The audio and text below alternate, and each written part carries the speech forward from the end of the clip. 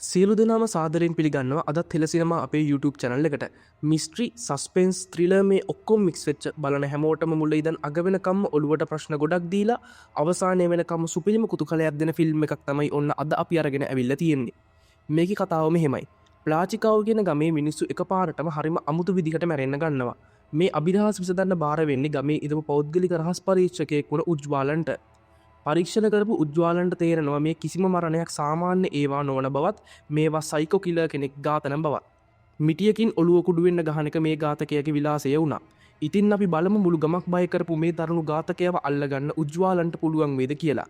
අපි ඔය ගැත්සිලා යන විදිහ අවසානයක් තියෙන මේ සුපිරිම මූවී එක තමයි 2025 රිලීස් වෙච්ච ඩිටෙක්ටිව් උජ්වාලන් කියන මලයාලම් මූවී එක. මේ ෆිල්ම් එක 6.2ක IMDb අගයක් ගන්නත් සමත් වෙලා තියෙනවා. ඉතින් ආරාධනා කරනවා ඔයාලා හැමෝටම මේ සුපිරි මූවී එකේ අවසානයේ තෙක් අපිත් එක්කම රැඳිලා ඉන්න කියලා. රිවිව් එකට යන්න කලින් අපි ඔයාලගෙන් ඉල්ලනවා මේ වගේ සුපිරිම මූවීස් ඔයාලගේ ළඟටම ගෙන්න ගන්න හෙළ සිනමා අපේ YouTube channel එක subscribe කරන්න කියලා. එහෙනම් අපි යමුකෝ වීඩියෝ එකට. මේ ෆිල්ම් එකේ ප්‍රධාන චරිතය තමයි උජ්වාලන්. උජ්වාලන් කියන්නේ පෞද්ගලික රහස් පරීක්ෂකයෙක්. ඊට අමතරව ගමේ පුස්තකාලයක් මෙයා පවත්වගෙන යනවා. රහස් පරීක්ෂකයෙක් කිව්වට මෙයා තාම කිසිම මිනිවරුන් නඩුවක් විසඳලා නැහැ. ගමේ වුණු පුංචි හොරකම් තමයි විසඳලා තියෙන්නේ. උජ්වාලන් ඉන්නේ ප්ලාචිකාව් කියන ගමේ. මේ ගම ගොඩක් සාමකාමී ගමක්. පොඩි හොරකමක් වගේ දෙයක් තමයි වුණොත් වෙන්නේ. එහෙම වුණොත් පොලිසිය ඒ කේස් එක බාර දෙන්නේ උජ්වාලන්ට. උජ්වාලන්ගේ තාත්තා තමයි නාරායනන් කියන්නේ. ඔන්න මේ ෆිල්ම් එක පටන් ගද්දිම අපිට පෙන්වනවා උජ්වාලන්ට විවාහයක් කතා කරගන්න ආපු එයාගේ අම්මව සහ තාත්තව. මේ ඉන්නේ උජ්වාලන්ට බලපු කෙල්ල සහ එයාගේ තාත්තා වුණු අශෝකන්. ඒත් අශෝකන් නම් මේ කසාදෙට කැමති වෙන්නේ නැහැ. මොනා වුණත් කෙල්ල නම් උජ්වාලන්ට එකෙන්ම කැමති. මේ තියෙන්නේ ප්ලාචිකාව් වල පොලිසිය. මේ ඉන්නේ SI සචි. මේ පොලිසියේ සෙට් එකම හරිම මෝඩයි. මෙන්න මෙයා තමයි අපේ කතාවේ ප්‍රධාන චරිතය වෙන උජ්වාලන්. දැනටමත් මාලයක් නැති වුණු කේස් එකක් හොයන්න උජ්වාලන් ගෙදරකට ඇවිල්ලා ඉන්නේ. උජ්වාලන් ලේසියෙන්ම නැති වුණු මාළේ හොයලා දීලා පිටත් වෙලා එනවා. ගමේ 50 වෙනි සංවත්සරය නිසා ඒ ගැන වීඩියෝ එකක් හද බිනුයි සචින් ඇතුළු පොලිස් කණ්ඩායම ඉන්නේ. සචින් තමන්ගේ ගම ගැන හරිම ආඩම්බරෙන් වීඩියෝ එකේදී කතා කරනවා. සචින් කියනවා අපරාධ අනුපාතය අඩුම ගම මේ ප්ලාචිකාව් බව. ඒ සචින් දන්නේ නැහැ මුළු ගමම හිල්ලිලා යන ඝාතන දාමයක මුල අද රෑ සිද්ධ වෙන බව. උජ්වාලන්ට බලපු කෙල්ලගේ තාත්තා අශෝකන් එදා රෑ කුඹුරු හරහා යනවා. අශෝකන් මෙතනදි දකිනවා තමන්ගේ දිහා බලාගෙන ඉන්න කෙනෙක්ව. ඔළුවට ගෝණියක් දාගෙන මුළු ඇඟම වැහෙන්න ඇඳලා බෙල්ල දෙපැත්තට හරව මේ මිනිස්සයා අශෝකන් දිහා හරිම අමුතු විදිහට බලාගෙන ඉන්නවා. අශෝකන් මුලදී ගණන් ගත්තේ නැති වුණත් ඒ මිනිස්සයා අශෝකන්ව උස්සලා පොළවේ ගහනවා. පොළොවේ ගහපු ගමන් ඝාතකයා විසින් ආයුධයකින් අශෝකන්ගේ ඔළුවට පහර දීගෙන යනවා. මේ ඝාතනයත් එක්කම පහුවෙනදා උදේ මුළු ගම බීතියට පත් වෙනවා. මොකද ගමේ කවදාවත් මේ වගේ අපරාධ සිද්ධ වුණේ නැති නිසා. පොලිසියත් ඉන්නේ මුකුත් හිතා ගන්න බැරුව. මොකද මේක තමයි ගමේ සිද්ධ වුණු පළවෙනි මිනිමරුම. කරන්නම දෙයක් නැති තැන පොලිසිය මේක විසඳන වැඩේ උජ්වාලන්ට බාර දෙනවා. පණිවිඩය ලැබුණු ගමන් උජ්වාලන් අපරාධයේ උණු තැනට යනවා.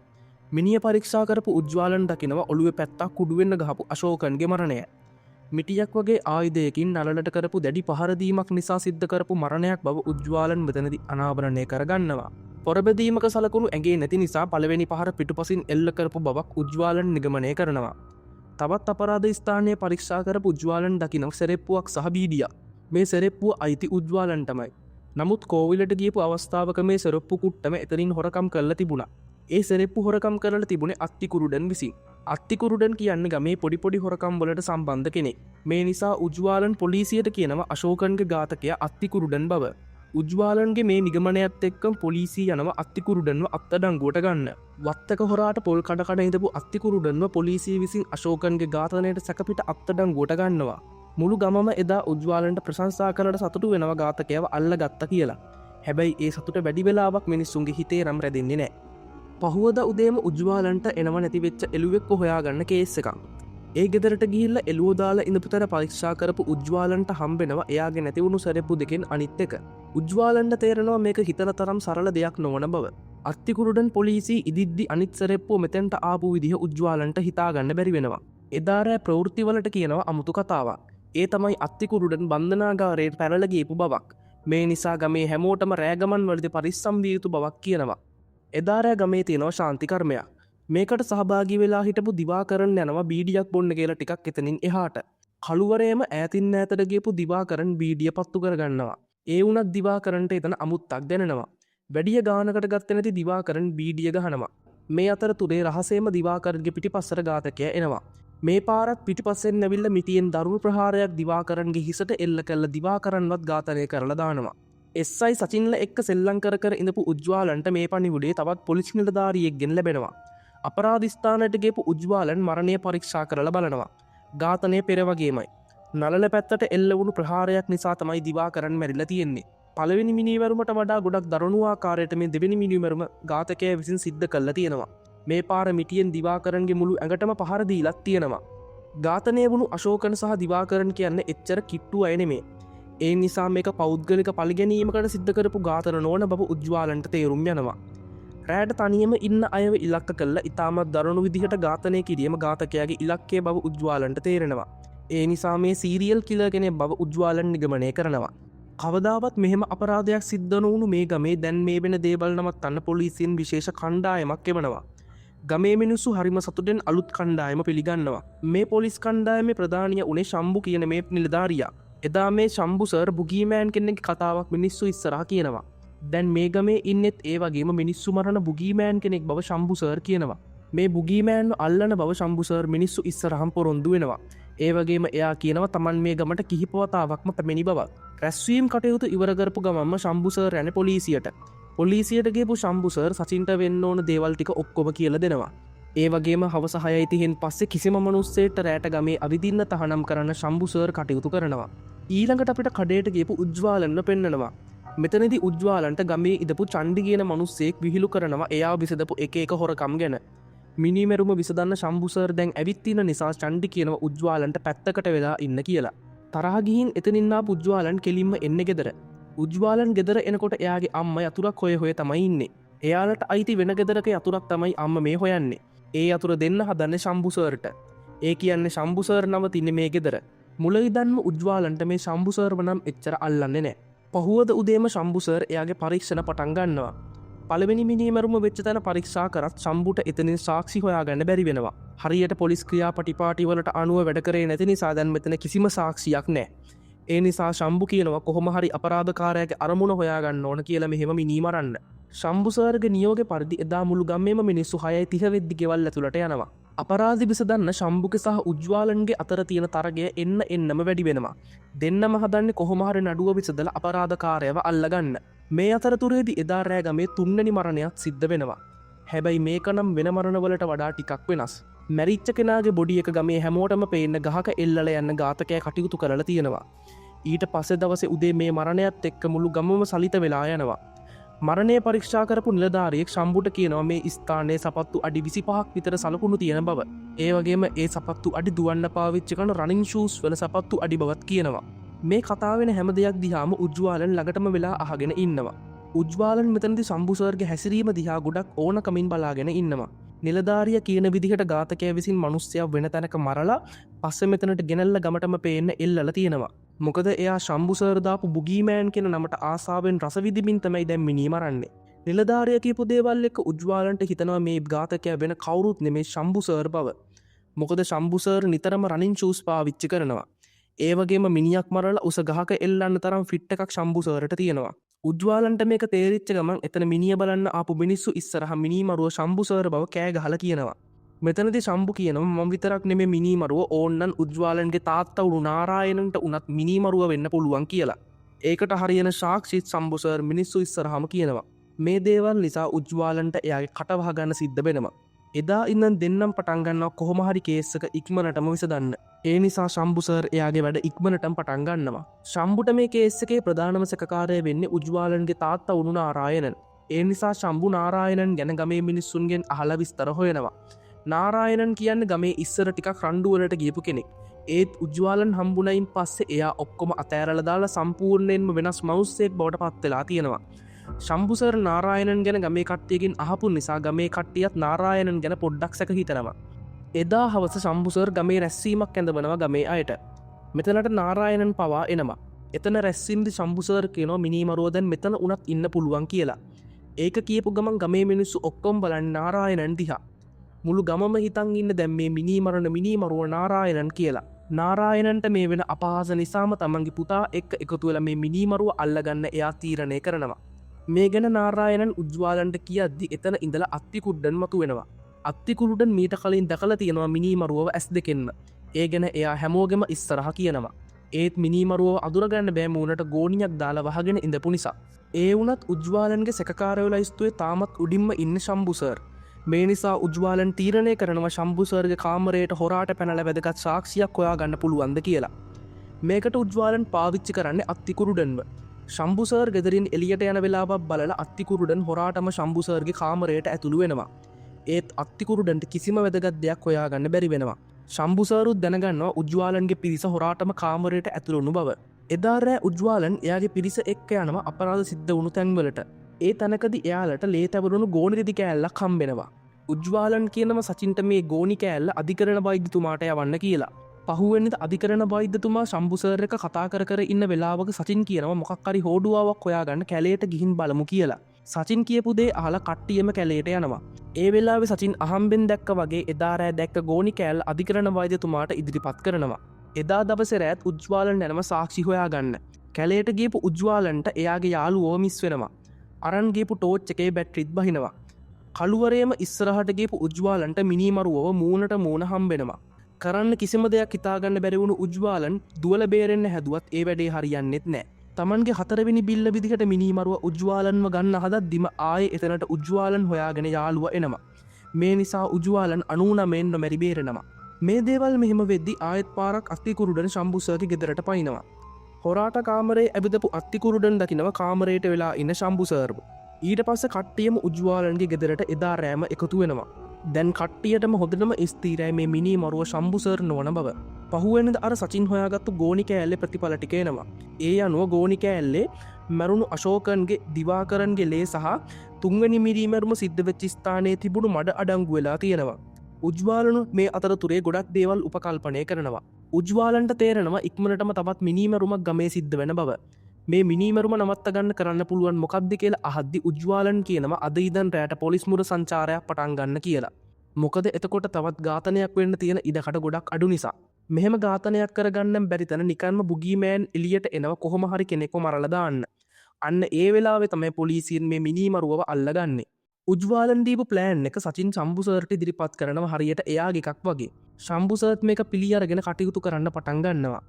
එදත් හවස 6:00 වෙද්දි මුළු ගමේම මිනිස්සු ගෙවල් ඇතුළට යනවා. පොලිසිය රැට මුර සංචාරයක් පටන් ගන්නවා. අජයන් කියන මේ තරුණ පොලිස් නිලධාරිය තවත් වයසක පොලිස් නිලධාරියෙක් එක්ක රැට පොලිස් මුර සංචාරය කරනවා. හදිසියෙම මේ වයසක නිලධාරියට ආපු බඩේ අමාරුවක් නිසා එයා පොඩ්ඩක් කැලේට යනවා. මේ වයසක නිලධාරිය එහාට යන අතරතුරේදී බුගීමෑන් තමන්ගේ 4 වෙනි බිල්ලක් ගන්නවා. ඒ තමයි අර තරුණ පොලිස් නිලධාරියා වුණු අජයන්. සාපේක්ෂව ටිකක් වෙනස් මරණයක් අජයන්ට හිමි වෙලා තියෙනවා. මොකද තරුණ පොලිස් නිලධාරියෙක් නිසා. අනිවාර්යෙන්ම පොරබැදීමක සලකුණු අජයන්ගේ මිනිය තියෙනවා. මේ සිද්ධ වුණු දේ නිසා සචින් ගොඩක් අවුලට පත් වෙනවා.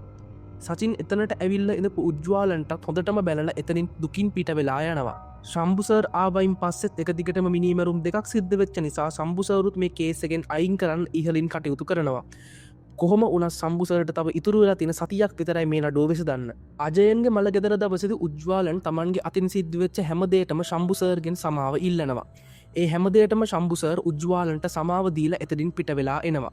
එතනින් පස්සේ දෙන්නම මේ ප්‍රශ්න විසඳන්න එකතු වෙනවා. ඒ වුණත් ශම්බුසර්ට ඉතුරු වෙලා තියෙන තව සතියක කාලයක් විතරයි. ඒ කාලය තුලත මේක විසඳගන්න බැරි වුණොත් ශම්බුසර්ට මේ නඩුව අතහැරලා යන්න වෙනවා. ඔන්න ඊළඟ දවසේ උදේ උජ්වාලන් ඇහැරෙද්දිත් ගමේ 5 වෙනි මිනිමරුම සිද්ධ වෙලා ඉවරයි. මෙරණ තියෙන වෙන කවුරුත් නෙමෙයි එදා කඩේදී උජ්වාලන්ට බැනපු චණ්ඩි. සිද්ධ වෙච්ච අනෙක් මරණ එක්ක බලද්දි මේක කිසිම පිළිවෙලක් නැති මරණයක්. අධිකරණ වෛද්‍ය නිලධාරීතුමා එතන මරණේ ගාව විදුරු මිනිස්සු ඔක්කොම ඉස්සරහා කියනවා දැන් ඝාතකයාගේ මිනී මරන්න තියෙන උනන්දුව හොඳටම අඩු වෙලා බව. ඒ වගේම මේ මරණය සිද්ධ වෙන අවසාන මරණය බවත් එයා කියනවා. අපිට ඊළඟට පෙන්වන්නේ මෙච්චර කල් මුළු ගමක් බය කරගෙන ඉන්න බුගීමෑන් කියන මිනිමරුවව. චණ්ඩි මැරිච්ච තැන වෛද්‍ය නිලධාරීතුමා කියපු දේවල් නිසා මිනිමරුව හොඳටම අවුල් ගිහින් ඉන්නේ. ඒ කියන්නේ මිනිමරුව චණ්ඩි මැරිච්ච තැනත් ඉඳලා තියෙනවා. කැලේ ඇවිදගෙන ගිහපු මිනිමරුව දකිනවා කළුවරේම ඇවිදගෙන යන මිනිස්සෙක්ව. මිනිමරුව ඉක්මනටම ඒ මිනිස්සයාගේ පස්සෙන් පන්නන්න ගන්නවා. මිනිස්සයා පණ බේර ගන්න ඕන නිසා පුළුවන් වේගෙන් දුවන්න ගන්නවා. ඒත් එකපාරට මේ මිනිස්සයා දුවන එක නවත්තලා මූණට දාගෙන ඉඳපු ආවරණේ අයින් කළා දානවා. ඒ ඉඳපු මිනිස්සයා දැක්කම මිනිමරුවටවත් මොනවත් හිතා ගන්න බැරි වෙනවා. ඒ මනුස්සේ වෙන කවුරුත් නෙමේ අර එදා මැරල ඉදපු චන්ඩි කලින් මරුණනේ දැන් කොහොමද ආයෙත්තෙන්නේ මේ ඔක්කොම උජ්වාලන් හදපු සැලසුම් මේ සැලසුමට කට්ටිය සහයගන්නව අධිකරන වෛද්‍යනල ධාරීතුමාගේ සැලසුමේ විදිහට උජ්වාලන් ඇතුළු පිරිස විසින් කරනව මිනීමරුමා ඒක ව්‍යාජ මිනීමරුමා මේකට කට්ටිය පාවිච්චි කරන්නේ චන්ඩිව චන්ඩි මැරිච දැන කිසිම පිළිවෙලක් නැතුව තියන්න කියලා උජ්වාලන් කට්ටියට කියනවා මෙච්චරකල් මිනීමරුවේ හරි පිළිවෙලක් ඇතුව දැන් සිද්ධ වුණු චන්ඩිගේ මිනීමරුම කිසිම පිළිවෙලක් නෑ එතකොට ගමේ මිනිස්සු මේ බුගීමෑන් ගැන එයාගේ මිනීමරුම් ක්‍රමය ගැන මෙච්චර කාලයක් ගමන් බයකරගෙන ඉඳපු විදිහ ගැන ප්‍රශ්න කරන්න ගන්නවා අන්න එතකොට මේ හැම දෙයක්ම නිවැරදි බව පෙන්වන්න මිනීමරුවට සිද්ධ වෙනවා එලියට එන්න මොකද මේ වගේ සයිකෝ කිලර්ස්ලා කැමති නෑ තමන්ගේ මෙච්චර කාලයක් පතුරපු බය ගමේ නැති වෙලා යනවට අන්න ඒ විදිහට එලියට එනකොට අල්ලගන්න එක තමයි උජ්වාලන්ගේ ප්ලෑන් එක වෙන්නේ දැනටමත් ඒ ප්ලෑන් එක ක්‍රියාත්මක වෙලා ඉවරයි මිනීමරුව තමන්ගේ නිවැරදි බව පෙන්වන්න එලියට ඇවිල්ලා ඉවරයි ශම්බුසර් ඇතුළු පොලිසිය කට්ටියත් එක්ක උජ්වාලන්ගේ කට්ටිය ගිහිල්ලා එදා මේ මිනීමරුව අතටම අල්ලගන්නවා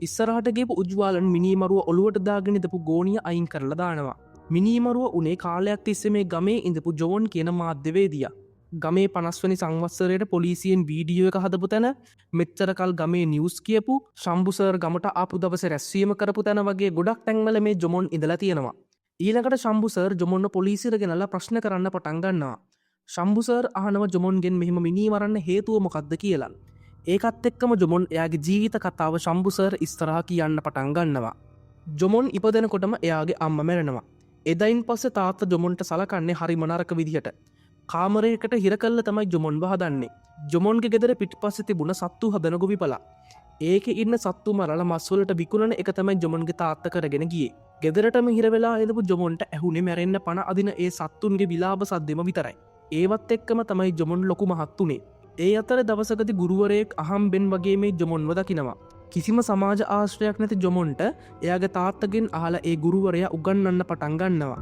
ඒ ගුරුවරයා එක්ක තමයි ජොමොන් පළවෙනි පාරට වචනයක් කතා කරේ කතාව කියාගෙන යද්දි ජොමොන් එකපාරටම වතුර ටිකක් බොනවා මේක උජ්වාලන් හොඳටම නිරීක්ෂණය කරනවා ආපහු ජොමොන් කතාව කියාගෙන යනවා දවසක් ගුරුවරයා විසින් ජොමොන්ට පොත් ටිකක් දීලා යනවා මේ පොත් ටික ඊළඟ දවසේ එද්දි කියවගෙන ඉන්න කියලා මේ පොත් අතර තිබ්බ එක පොතක් තමයි ජොමොන්ව සම්පූර්ණයෙන්ම වෙනස් කරන්නේ ඒක බුගීමෑන් කෙනෙක් ගැන තිබ්බ පොතක් මේක ජොමොන් පිස්සුවෙන් වගේ ආයෙත් කියවනවා ආපහු සර් ආවහම ජොමොන් පෙන්වන්න දෙයක් තියෙනවා කියලා සර්ව එක්කගෙන යනවා බුගීමෑන් මිනී මරණ විදිහටම ගෙදර ඉදපු ඌරෙක්ව ජොමොන් විසින් දරුණු විදිහට මරලා දාලා තියෙනවා සර්ටවත් ජොමොන් කරපු මේ වැඩේ ගැන හිතාගන්න බැරි වෙනවා එදයින් පස්සේ ජොමොන්ගේ තාත්තා ජොමොන්ම කාමරයකට දාලා හිර කරනවා ආයෙත් පාරක් ජොමොන්ගේ පිස්සුව එන්නම වැඩි වෙනවා දවසක් ජොමොන් එයාගේ තාත්තව යකඩ ආයුධයකින් ගහලා මරලා ඉවරයක් කළා දානවා ඒ සිද්ධියෙන් පස්සේ ජොමොන් ගමෙන් ගිහිල්ලා එක රටවල්වලට රස්සා කරනවා අන්තිමට තමයි මේ ප්ලාචිකාව් කියන ගමට එන්නේ ඒ එන්නේ ප්ලාචිකාව් ගමේ වාර්තාකාරයෙක් විදිහට ගමට ඇවිල්ලා ජොමොන් ගත කරන්නේ තනිකර හුදකලා ජීවිතයක් ඔයාලට මතකයිද උජ්වාලන් පවත්වගෙන ගියපු ගමේ තිබ්බ පුස්තකාලේ දවසක්ගේ පුස්තකාලට ගියපු ජොමොන් ඒකෙන් එක පොතක් මිලදී ගන්නවා ඒ වෙනමනවත් නෙමේ ජොමොන් කලින් කියවපු අර බුගීමෑන් පොත මෙච්චර කාලකට අමතක වෙලා තිබුණු දේවල් පොතත් එක්කම ජොමොන්ට ආයෙත් පාරක් වේගෙන් මතක් වෙන්න ගන්නවා පස්සේ දවසක ජොමොන්ට අශෝකන්ව හම්බ වෙනවා එතනදි අශෝකන්ගේ ළමයා ටිකක් දඟ කරපු නිසා අශෝකන් ළමයාට ජොමොන් ඉස්සරහම ගහනවා මේක ජොමොන් හොඳට බලාගෙන ඉන්නවා ජොමොන් ආපහු ගෙදර ගියාම එයාටත් පොඩි කාලේ තාත්තා දුන්න වද ටික මතක් වෙන්න ගන්නවා ජොමොන් ඒ පලිය ගන්නේ අශෝකන්ගේ ඒක තමයි ජොමොන් පටන් ගත්තු ඝාතන රැල්ලේ පළවෙනි එක උනේ ප්‍රශ්න කිරීම නතර කරලා එළියට ආපු ශම්බුසර්ට උජ්වාලන් කියනවා ජොමොන්ට මේ අපරාධ කරන්න තවත් සහායකයෙක් ඉන්න බව උජ්වාලන්ගේ ඒ සැකේ නිවැරදි වෙන්න නම් වැඩි වෙලාවක් ගත වෙන්නේ නැහැ ආපු පණිවිඩයකට අනුව ගමේ තැනකට ගියපු උජ්වාලන් දැක්කේ ජොමොන්ගේ සහායකයා ලියපු පණිවිඩයක් ඒ තමයි ජොමොන්ව රෑ 10ට කලින් නිදහස් කරේ නැත්නම් එක දිගට තවත් ඝාතන සිද්ධ වෙයි කියන එක ඊළඟට ජොමොන්ගෙන් ප්‍රශ්න කරන්න ගන්නේ උජ්වාලන් මේ අතරතුරේදී ජොමොන්ගේ සහායකයා අල්ලන ඊළඟ ප්ලෑන් එක ක්‍රියාත්මක කරනවා සැලසුමට අනුව ගමේ මිනිස්සු වෙනද වගේම රෑ වෙන්න කලින් ගෙවල් වලට යනවා පොලිසිය පැත්තෙමුත් කිසිම දෙයක් කරන්නේ නැහැ එතකොට ජොමොන්ව හොයාගෙන පොලිසියට හරි එහෙම නැත්නම් අනතුරු අඟපු විදිහට තව කෙනෙක් මරන්න හරි ජොමොන්ගේ සහායකයා එළියට එනවා එහෙම කවුරු හරි මරනවා නම් එයා එන්නේ ගමේ ගොඩක් තනි වෙලා තියෙන ගෙදරකට ඒ වගේම ඉක්මනටම කාව හරි මරන්න පුළුවන් ගෙදරකට මේ නිසා ගමේ තියෙන ඒ වගේ තනි වෙච්ච ගෙදරකට උජ්වාලන් වයසක මිනිස්සු දෙන්නෙකුයි ළමයි දෙන්නෙකුයි යවනවා මොකද දැන් ඝාතකයාට ලේසිම මේ ගෙදර කට්ටියව මරන්න නිසා ඝාතකයා මේ ගෙදරට කොහොම හරි යවා ගන්න එක තමයි උජ්වාලන්ගේ සැලැස්ම උනේ සැලැස්ම විදිහටම එදාරෑ ඝාතකයා ඒ ගෙදරට ඇතුළු වෙනවා. ගෙදරට ඇතුළු වෙලා ගෙදර ඉන්න කෙනෙක්ව මරන්න ගද්දිම එතනට එන්නේ ශම්භුසර්. ශම්භුසර්සා ජොමොන්ගේ සහයකය අතර ලොකු සටනක් යනවා. අන්තිමට මේ මිනිමරුව අල්ල ගන්න ශම්භුසරට පුළුවන් වෙනවා. ජොමොන් වතුර බීපු තැනේ ඉඳං හැමදේම උජ්වාලන් බැලිව ගොඩක් සිහියෙන්න්නතුව. එයා දැක්ක ජොමොන් වතුර බිව වම්මත පාවිච්චි කරල බව. ජොමොන් නිදහස් කරන්න කියලා එයාගේ සහයකය ලිව්ව පනිවිඩේ ලිව්වේ අනිවාරෙන්ම දකුණත් හුරු කෙනෙ බව උජ්වාලන් කියනවා. ඒත් උජ්වාලන් කියනවා ජොමොන්ට හුරු දකුණත කියලා. ජොමොන් නිවස් කියද්දි පෑන අල්ලන්නේ මයික් එක අල්ලන්නේ දකුණු වතින්. ඒ කියන්නේ ජොමොන්ට හුරු දකුණු වත. එහෙනම් ශම්භුසර් ජොමොන්ගේ සහයකය කියලා ඇල්ලුවේ ඇත්තම ජොමොන්ව. දැන් පොලිසිය ඉන්න ජොමොන්ගේ සහයකයා. මේ කතාවේ ජොමොන් පොඩිකාලෙ ඉදන් එයත් එක්කම එයාගේ නිවුන් සහෝදරය ඉඳල තියෙනවා. ජොමොන් තනියෙන් තමයි මුල් ඝාතන දෙකම සිද්ධ කරන්නේ. ඝාතන ගැන ආරංචි උනහම ජොමොන්ගේ සහෝදරයත් ගමට ඇවිල්ල ජොමොන් එක්ක එකතු වෙනවා. පොලිසි අජයෙන් මරපු වෙලාවෙ දෙන්න අතින් වෙච්ච වැරැද්දක් නිසා දෙන්නගේ චරිත දෙක මාරු කරගන්නවා.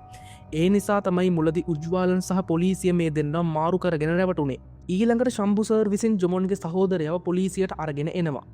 උජ්වාලන්සා ශම්භුසර්ගේ එකතුව නිසා කට්ටියටම පුළුවන් වෙනවා මුළු ගමක් බයකරපු මේ මිනිමරුව දෙන්නව අල්ලගන්න.